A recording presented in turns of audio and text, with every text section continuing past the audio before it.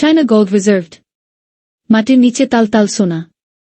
বিশ্বের সর্ববৃহৎ স্বর্ণখনির আবিষ্কারে আগুন ছড়াচ্ছে ড্রাগন অর্থনীতি। হুনান প্রদেশে বিশ্বের সর্ববৃহৎ স্বর্ণখনির হদিস মিলেছে বলে দাবি করল চীনা ভূতাত্ত্বিক ব্যুরো। আনুমানিক $8.300 কোটি হলুদ ধাতু সেখানে মজুত রয়েছে বলে মনে করা হচ্ছে। একেই বলে সোনায় সোহাগা। দুনিয়ার সবচেয়ে বড় হলুদ ধাতুর খনির হদিস পেল চীন। সূত্রের খবর, সেখানে লুকিয়ে থাকা সোনার পরিমাণ আনুমানিক 1000 টন। এই খনি যে আর্থিক দিক থেকে বেজিংকে আরও শক্তিশালী করল তা বলাই বাহুল্য। শুক্রবার 2 নভেম্বর ড্রাগনল্যান্ডের নতুন সোনার খনি সংক্রান্ত খবর জানাজানি হতেই বিশ্ব জুড়ে শোরগোল পড়ে যায়। চীনা সরকারি সংবাদ মাধ্যমের দাবি, খনিতে লুকিয়ে থাকা হলুদ ধাতুর আনুমানিক বাজারদর $8,300 কোটি। এতদিন পর্যন্ত বিশ্বের সবচেয়ে বড় স্বর্ণখনির মালিক ছিল দক্ষিণ আফ্রিকা। সেখানকার সাউথ ডিপ খনিতে রয়েছে 900 টন হলুদ ধাতু। এবার সেই মুকুট বেজিংয়ের মাথায় উঠতে চলেছে। চীনের হুনান প্রদেশের পিংজিয়াং কাউন্টিতে বিশ্বের সর্বাধিক বড় স্বর্ণখনিটি অবস্থিত বলে জানা গিয়েছে। স্থানীয় ভূতাত্ত্বিক ব্যুরো জানিয়েছে, মাটির নিচে মাত্র 2 কিলোমিটার গভীরতায় ছড়িয়ে আছে 400টি স্বর্ণশিরা বা গোল্ড ভ্যান। মাটির নিচে তাল তাল সোনা জমে যাওয়ার নেপথ্যে বেশ কয়েকটি কারণ রয়েছে। ভূবিজ্ঞানীদের দাবি, অধিকাংশ ক্ষেত্রে দেখা গিয়েছে লক্ষ লক্ষ বছর ধরে ভূপৃষ্ঠের ভিতরের পাথরের মধ্যে দিয়ে গলিত তরল সোনার স্রোত চলাচল করছে। তরল অবস্থায় থাকায় হলুদ ধাতু ভূত্বকের ফাটল এবং ফাটলের মাধ্যমে সঞ্চালিত হয়। পরবর্তী পর্যায়ে ওই তরল আশপাশের শিলা থেকে সোনা দ্রবীভূত করে। ফলে ধীরে ধীরে অবস্থার পরিবর্তন হয়ে তা ভূত্বকের নিচে জমাট বাঁধতে থাকে। এছাড়া চাপ ও তাপের পরিবর্তনের জেরেও তরল সোনা জমে যায় বলে জানিয়েছেন ভূবিজ্ঞানীরা।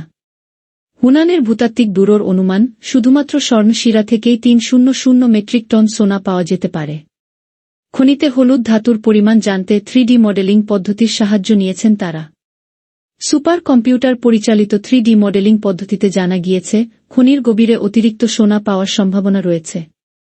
এর জন্য ভূগর্ভের 3 কিলোমিটার নিচে নামতে হতে পারে খনি শ্রমিকদের।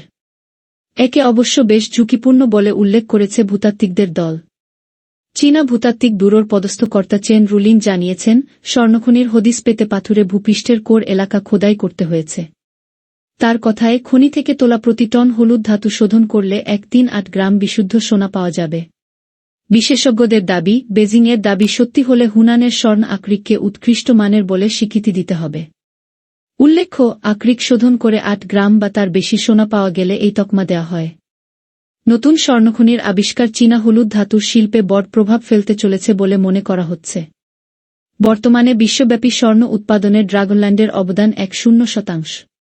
চলতি বছরের গোড়ায় বেজিংয়ের কাছে 2000 টনের বেশি সোনা মজুত রয়েছে বলে খবর মিলেছে, যার উপর ভিত্তি করে বিশ্বের স্বর্ণ বাজারের উপর আধিপত্য বিস্তার করেছে চীন।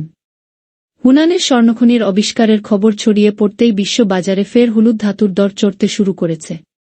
পূর্ব ইউরোপ, পুরুন রাশিয়া ইউক্রেন যুদ্ধ এবং পশ্চিম এশিয়ায় পুরুন ইসরায়েল ও হামাস হিজবুল্লার সংঘাত, ভূরাজনৈতিক অস্থিরতার জেরে সম্প্রতি এর সূচক নামতে দেখা গিয়েছিল। চীনা সরকারি সংবাদমাধ্যমগুলির প্রতিবেদন অনুযায়ী, ভূরাজনৈতিক অস্থিরতার জেরে সোনাসহ অন্যান্য মূল্যবান ধাতুর চাহিদা ড্রাগনল্যান্ডে উত্তরোত্তর বাড়ছে। ফলে এই আবিষ্কার দেশের সম্পদের নিরাপত্তা রক্ষায় তাৎপর্যপূর্ণ হতে পারে বলে দাবি করেছে হুনান ভূতাত্ত্বিক ব্যুরো। গত কয়েক বছর ধরেই আর্থিকভাবে নানা চ্যালেঞ্জের মুখোমুখি হচ্ছে চীন। ডলারের নিরিখে বেশ দুর্বল হয়েছে চীনা মুদ্রা ইউয়ানের দর। নেমেছে জিডিপির সূচক। ডোনাল্ড ট্রাম্প আমেরিকার প্রেসিডেন্ট নির্বাচিত হওয়ায় নতুন করে ওয়াশিংটনের সঙ্গে শুল্ক যুদ্ধের আশঙ্কা তৈরি হয়েছে। এই পরিস্থিতিতে নতুন স্বর্ণখনির আবিষ্কারকে চীনা প্রেসিডেন্ট শি জিনপিংয়ের কাছে দেবতার আশীর্বাদ বলেই উল্লেখ করেছেন দুনিয়ার তাবড় আর্থিক বিশ্লেষকেরা। সোনার পাশাপাশি খনিজ তেলসহ দামি ধাতুর খোঁজ পেতে গত 2 বছরে কোটি কোটি ডলার খরচ করেছেন তিনি। 2022 সালে খনিজ সম্পদের সন্ধান পেতে 1 লক্ষ কোটি ইউয়ান খরচ করে বেজিং। ভারতীয় মুদ্রায় এর পরিমাণ 1.27 লক্ষ কোটি টাকা। ধাতু শিল্পে বিদেশি নির্ভরতা কমাতে ড্রাগন সরকার ওই সিদ্ধান্ত নেয় বলে জানা গিয়েছে।